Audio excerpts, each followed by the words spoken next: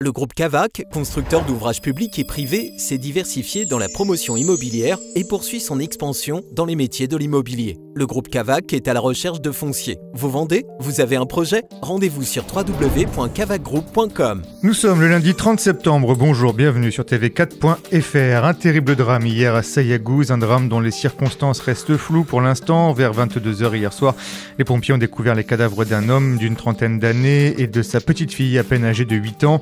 Les corps ont été retrouvés dans l'appartement familial. La fillette serait décédée d'une mort violente. Dans le logement était également présent le petit frère, un petit garçon du même âge que la petite victime, mais lui est sain et sauf. Il n'a pas été blessé. Le garçon a tout de même été transporté vers l'hôpital de Puigcerdà, accompagné de sa mère. Une enquête a été ouverte. Le couple était en instance de séparation alors qu'il venait tout juste de s'installer dans la commune du Plateau-Cerdan. Un cueilleur de champignons a retrouvé un corps en décomposition hier alors qu'il se promenait autour de Fenouillet.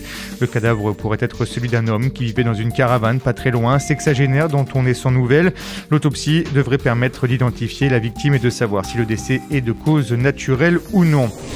Il fait bon vivre chez nous, ça on le sait, les touristes le savent aussi, visiblement même les prisonniers en cavale sont au courant puisque vendredi dernier, Nicolas Bras a été arrêté à Perpignan. Nicolas Bras, c'est ce prisonnier qui purgeait une peine de 8 ans de prison pour vol avec effraction et extorsion et qui s'est échappé de la prison de Fresnes en décembre dernier avec des draps tressés.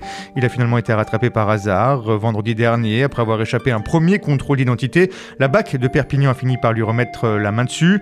Le fugitif a d'abord tenté de se faire passer pour un sans-papier mais ses empreintes digitales l'ont trahi. Retour donc à la case prison.